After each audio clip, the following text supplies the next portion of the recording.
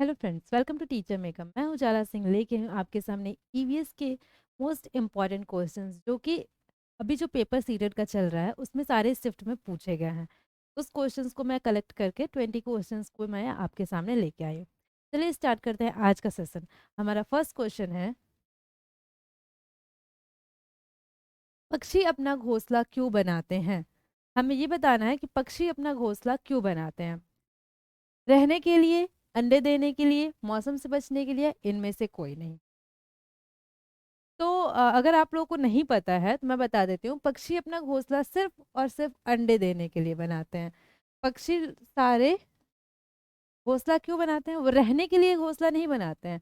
वो तो कहीं मतलब उड़ के कहीं और जाके भी रह सकते हैं, लेकिन अंडे देने के लिए उनको घोंसले की जरूरत पड़ती है। तो वो अपना घोंसला किस लिए बनाते हैं? अंडे देने के लिए।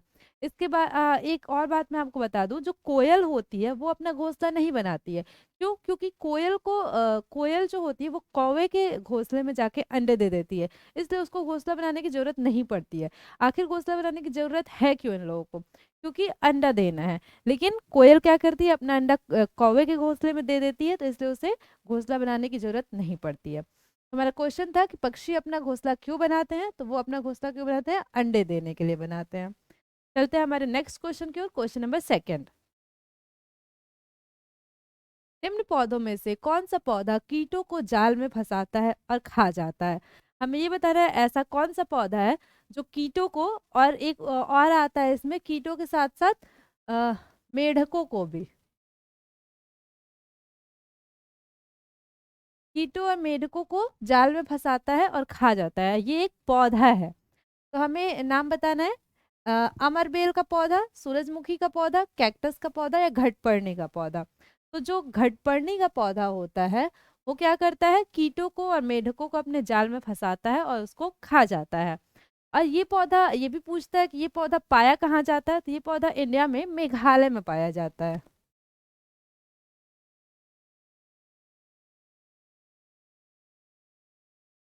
मेघालय में ये पौधा पाया जाता है। और इसका नाम घटपर्णी क्यों है? क्योंकि जैसे घड़ा का मुंह होता है ना, वैसे ही लंबा सा इसका मुंह होता है और ऊपर से ढक्कन टाइप का होता है। वो क्या करता है? ढक्कन खुलता है, उसमें वो कीटों को और मेढकों को फंसा के और खा जाता है। तो ऑप्शन हो जाएगा ऑप्शन नंबर डी, घटपर्णी का पौधा। नेक्स्ट क्वेश्चन है क्वेश्चन नंबर थ्री, कौन सा पक्षी ऊंची डाल पर घोंसला बनाता है? हमें ये बताना है ऐसा कौन सा पक्षी है जो पेड़ की सबसे ऊंची डाल पर अपना घोंसला बनाता है। कोयल, कौवा, गौरैया और दर्जी चिड़िया।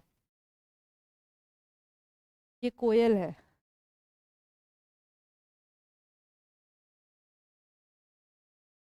तो जैसा कि मैंने अभी बताया कि कोयल क्या करती है? घोंसला नहीं बनाती है, तो ये ऑप्शन हमारा गलत हो जाएगा। गौरैया गौरैया अगर आपने देखा होगा, गौरैया अलमारी के ऊपर या फिर शीशे के पीछे अपना घोंसला बनाती हैं। ये ऑप्शन भी गलत हो जाएगा। दर्जी चिड़िया की ये खासियत होती है, दर्जी मीन्स क्या होता है? टेलर। इसे हम इंग्लिश में टेलर बर्ड भी कहते हैं।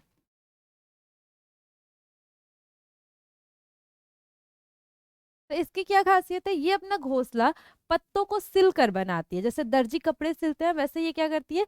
पत्तों को ऐसे मोड़ के और फिर सिल के अपना घोंसला बनाती है। तो ये ऑप्शन भी हमारा गलत हो जाएगा। हमारा राइट ऑप्शन हो जाएगा ऑप्शन नंबर बी, कौवा। कौवा क्या करता है? पेड़ की ऊंची डाल पर अपना घोंसला बनाता है।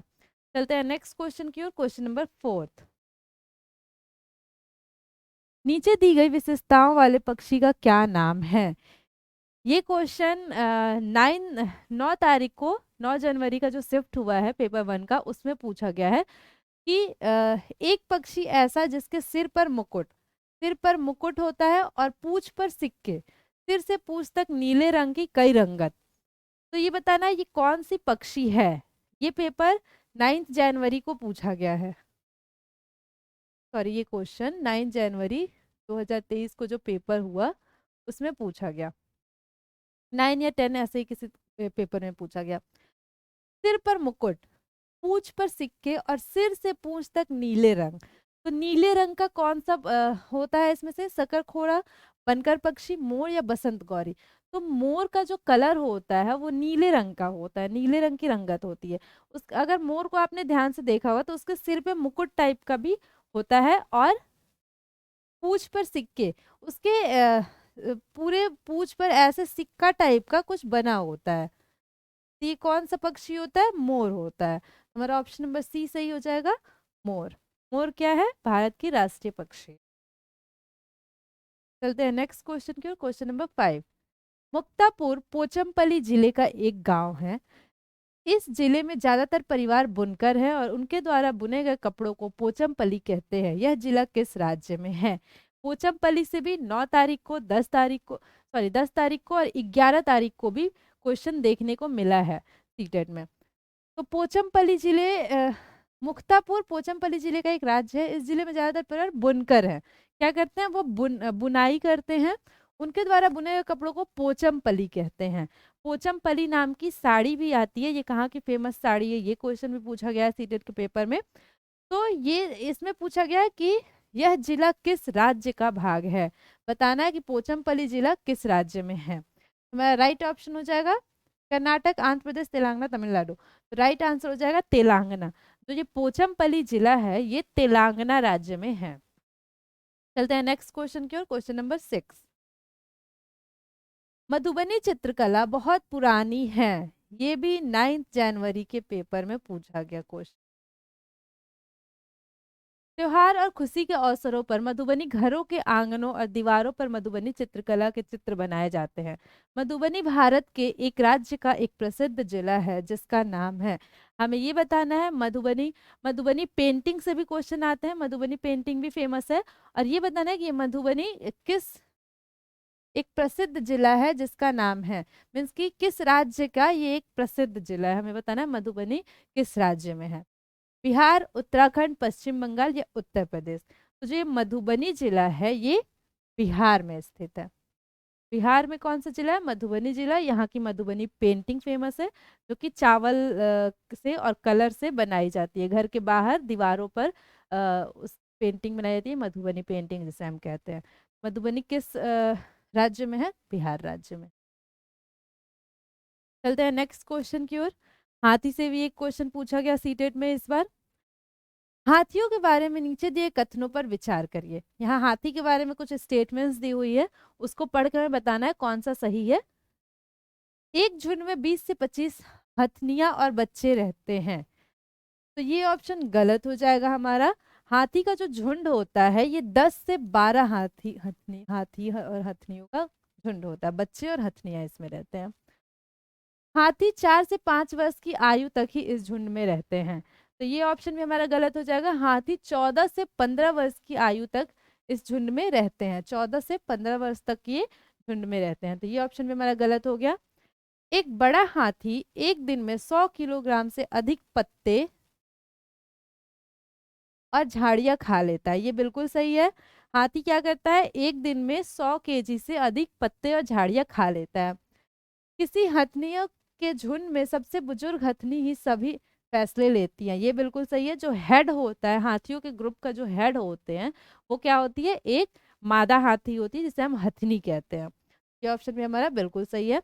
हमारा राइट ऑप्शन हो जाएगा C and D. Option number C हो जाएगा सही। सी एंड डी सही है, बाकी ये दोनों स्टेटमेंट क्या थे? गलत थे। चलते हैं नेक्स्ट क्वेश्चन की ओर। Question number 8। किसी पक्षु के विषय में नीचे दिए गए विवरण को पढ़िए और इस पशु को पहचानिए। यह भालू जैसा दिखता है परंतु भालू नहीं है। यह दिन में लगभग 17 घंटे वृक्षों की शाखाओं से उल्टे लटक कर सोता है। यह जिस वृक्षों पर रहता है उसी की पत्तियां खाता है। लगभग 40 वर्षों तक जीवित रहता है। हमें बताना है ये कौन सा जानवर है। जानवर से सीटेट के हर पेपर में एक क्वेश्चन पूछता ही पूछता है, चाहे वो जानवर से पूछ, जानवर और पक्षियों से। और हमें बताना है ये कौन सा जानवर है। भालू जैसा दिखता है परंतु भालू नहीं है। दिन में लगभग 17 घंटे सोता है और शाखाओं पर उल्टे लटक कर सोता है। ये कैसे सोता है? उल्टा लटक कर सोता है। जिस वृक्षों पर रहता है उसी की पत्तियां खाता है। लगभग 40 वर्षों तक जिंदा रहता है। स्लॉथ, लंगूर, चिंपैंजी और पैंडा। तो राइट ऑप्शन हो जाएगा स्लॉथ। स्लॉथ एक ऐसा जानवर है जो कि भालू के जैसा दिखता है और क्या करता है? उल्टा लटक कर सोता है और दिन में ये 17 घंटे सोता है। और ये बहुत ही आलसी जानवर माना जाता है। ऐसा माना जाता है कि ये 7 दिन में एक बार शौच के लिए वृक्ष से नीचे उतरता है और ये अपनी पूरी जिंदगी सिर्फ 7 से 8 वृक्षों पर रहकर ही गुजार देता है। तो हमारा राइट ऑप्शन हो जाएगा स्लॉथ। नेक्स्ट क्वेश्चन है क्वेश्चन नंबर 9।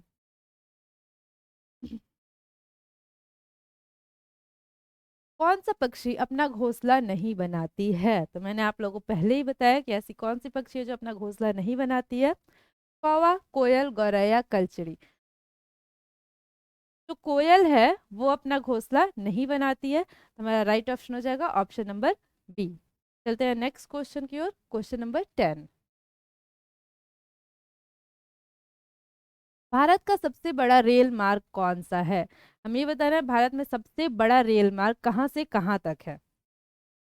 कश्मीर से बेंगलोर, डिब्रूगढ़ से कन्याकुमारी, मिजोरम से गुजरात या महाराष्ट्र से मणिपुर।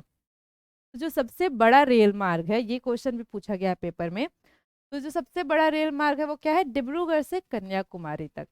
डिब्रूगढ़ कहाँ है? डिब्रूगढ़ असम में है। असम के डिब्रूगढ़ से तमिलनाडु के कन्याकुमारी तक क्या है? सबसे बड़ा रेल मार्ग है हमारे भारत का। चलते हैं नेक्स्ट क्वेश्चन की ओर, क्वेश्चन नंबर 11।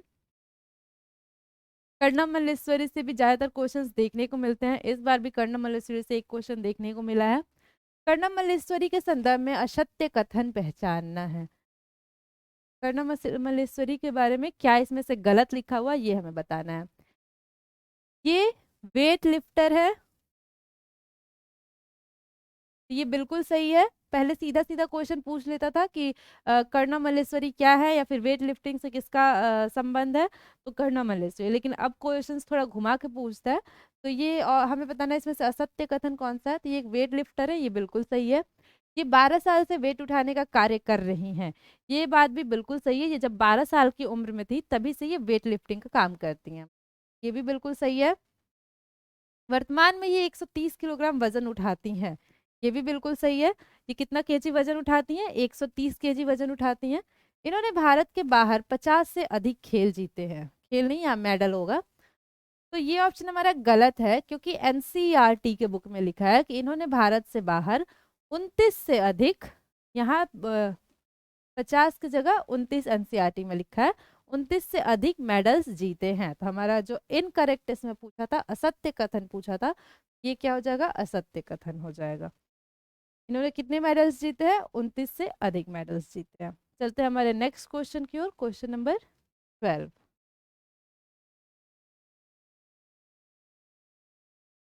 किसी छात्र द्वारा नीचे दिए गए कथन पर विचार कीजिए। मैं जिस क्षेत्र से आया हूँ वहाँ बारिश कम होती है। एक छात्र बता रहा है कि मैं जिस क्षेत्र से आया हूँ वहाँ क्या होती है? बारिश कम होती है। गर्मी बहुत पड़ती है। हमारे घर मिट्टी के बने होते हैं। यहाँ कैसे घर बने होते हैं? मिट्टी के घर बने होते हैं। घरों की दीवारें बहुत मोटी होती हैं और इन्हें मिट्टी से ही पोतकर सुंदर किया जाता है। घरों की छतें कटीली झाड़ियों से बनाई जाती है। यह छात्र निम्नलिखित में से किस राज्य से हो सकता है? हमें ये बताना है ये छात्र कहाँ का हो सकता है। ये घर की कुछ विशेषता बता रहा है कि यहाँ कैसे घर होते हैं। तो कटीली झाड़ियाँ या फिर कांटेदार पौधे कहाँ पाए जाते हैं? जहाँ पानी बहुत कम होती है। मिट्टी के घर भी वहीं बनाए जाते हैं जहाँ बहुत ज़्यादा गर्मी होती है। तो हमें बताना है लद्दाख। लद्दाख तो एक बहुत ही ठंडा जगह है, तो यहाँ इसकी ज़रूरत नहीं पड़ेगी, ऐसा घर लद्दाख में नहीं होता है। असम में भी नहीं होता है, तो ये क्या हो जाएगा? राइट ऑप्शन हो जाएगा राजस्थान। राजस्थान में कैसे घर होते हैं? मिट्टी के घर बनाए जाते हैं। क्यों? क्योंकि मिट्टी के घर जो होते हैं वो बहुत ही ठंडे रहते हैं, तो इसलिए मिट्टी के घर बनाए जाते हैं। वहाँ कांटेदार पौधे पाए जाते हैं, इसलिए इनकी छत कैसी होती है? कांटेदार झाड़ियों जैसी होती है। ऐसे ही लद्दाख से भी एक क्वेश्चन पूछा गया है, लद्दाख के घर कैसे होते हैं। मैं कुछ क्वालिटीज बता देती हूँ लद्दाख के घर के। जो लद्दाख के घर होते हैं वो 2 फ्लोर के होते हैं और वहाँ बड़े बड़े खिड़कियाँ लगाई जाती हैं।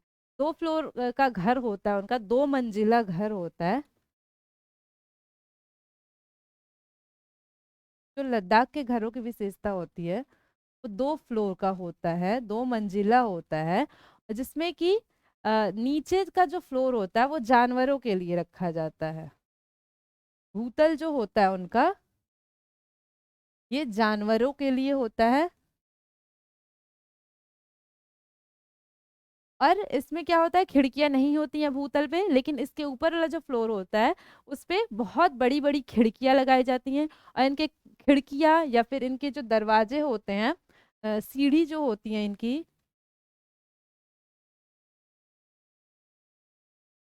सीढ़ियाँ या छत जो होते हैं वो कैसे होते हैं, लकड़ी के बने होते हैं।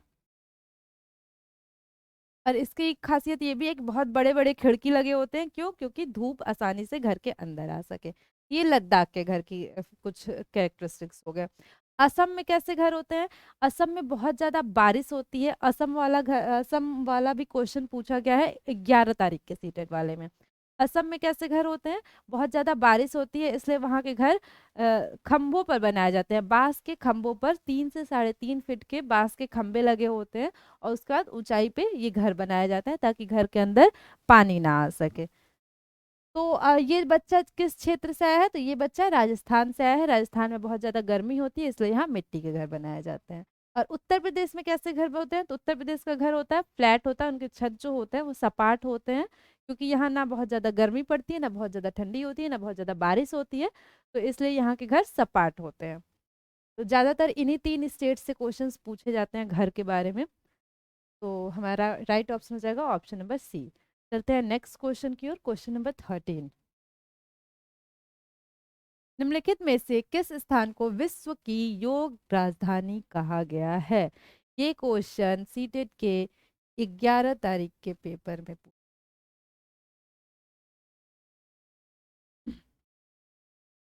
योग की राजधानी किसको कही जाती है।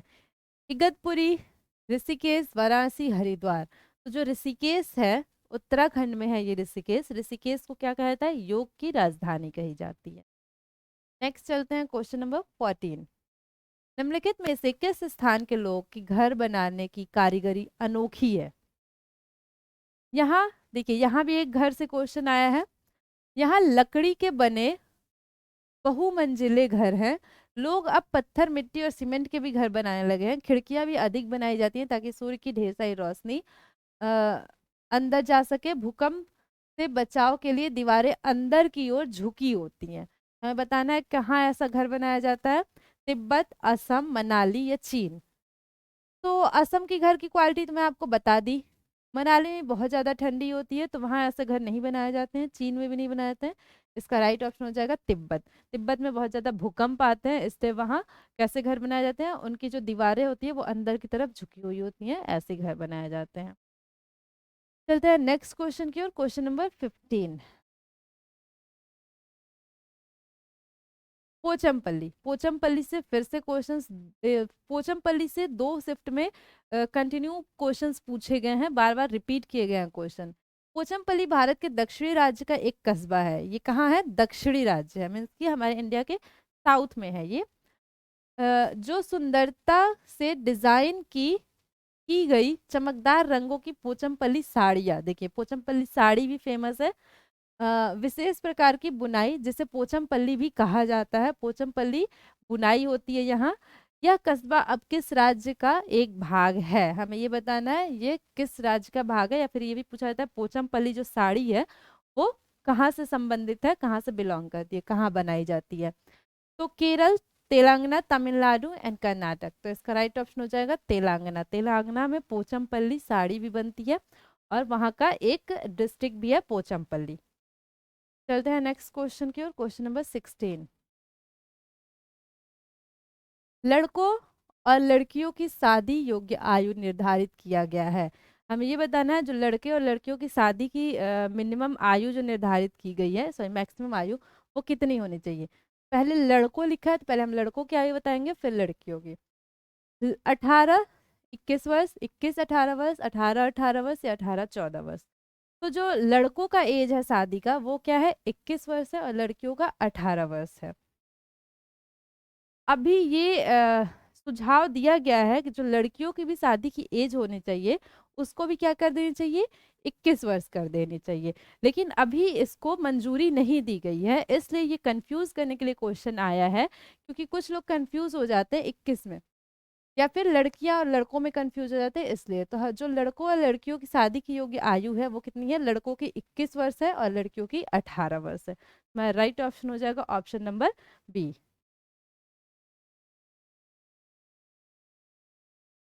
चलते हैं नेक्स्ट क्वेश्चन की ओर, क्वेश्चन नंबर 17। निम्न में से उस समूह को चुनिए जिसमें विटामिन सी प्रचुर है। हमें ये बताना है इनमें से कोई भी एक हमें ऑप्शन सेलेक्ट करना है जिसमें विटामिन सी बहुत ही ज़्यादा पाई जाती है। फर्स्ट है ब्रोकली, सोयाबीन।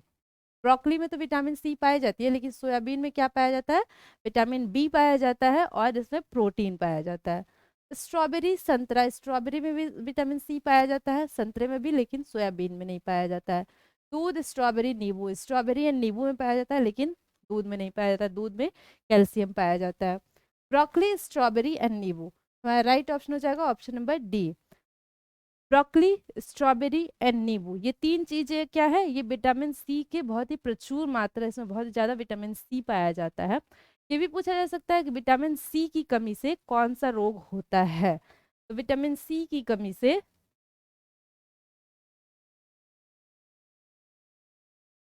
स्कर्वी नामक एक रोग होता है, जो कि एक क्या है, त्वचा संबंधी बीमारी है, स्किन डिजीज है एक, विटामिन सी की कमी से होता है। हमारा राइट ऑप्शन हो जाएगा option number D. Vitamin C किस में बहुत ज्यादा पाया जाता है? ब्रोकली, स्ट्रॉबेरी, नींबू। जितने भी खट्टे चीज होती है, सिट्रस फ्रूट्स जिसे हम कहते हैं, खट्टे चीजों में, जैसे कि संतरा हो गया, अंगूर हो गया, इन सब में क्या पाया जाता है? विटामिन सी पाया जाता है। नेक्स्ट क्वेश्चन है क्वेश्चन नंबर 18। निम्न में से कौन सा ईवीएस के पाठचर्या का उप थीम है? ये क्वेश्चन पूछा गया 12 तारीख के पेपर में। ये बताना है कि उप थीम क्या। अभी तक थीम से तो क्वेश्चन आते हैं, सबको ये पता है कि ईवीएस में 6 थीम्स होते हैं। मैंने भी आपको अपने पिछले क्लासेस में बताए हैं, अभी तक मैंने ईवीएस के 10 क्लासेस रिकॉर्ड कर चुके हैं, उसमें मैंने आपको बताया कि ईवीएस में 6 थीम्स होते हैं। वो 6 थीम्स पहले मैं लिख देती हूँ। पहला होता है family and friend,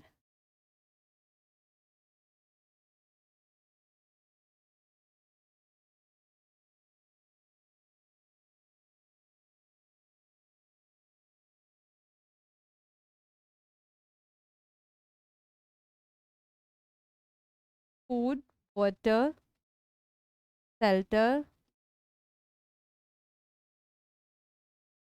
travel, and 6 है things we made and do.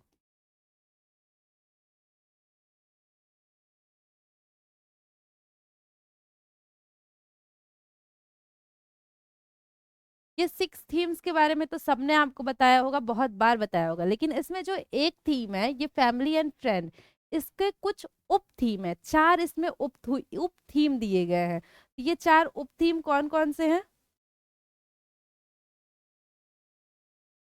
Relationship,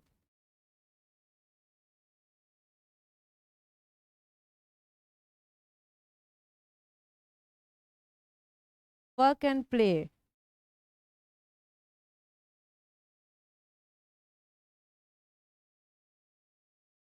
animal,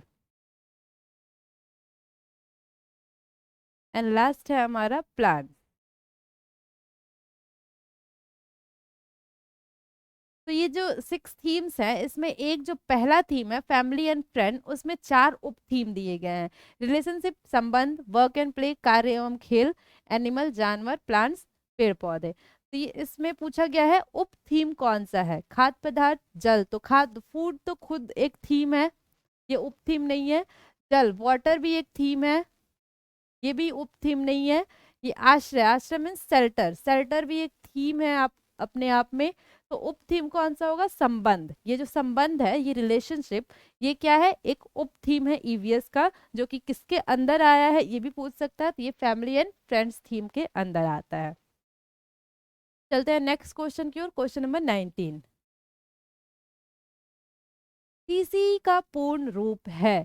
ये क्वेश्चन भी पूछा गया, फुल फॉर्म्स बहुत ज्यादा पूछे जा रहे हैं। परख का फुल फॉर्म पूछा गया, निपुण का फुल फॉर्म पूछा गया, निपुण का फुल फॉर्म तो दो दो बार रिपीट भी हुआ है।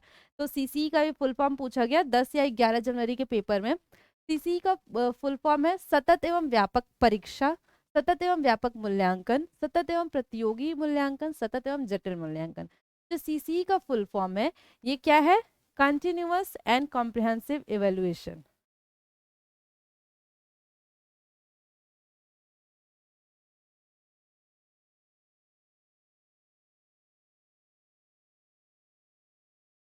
Continuous and comprehensive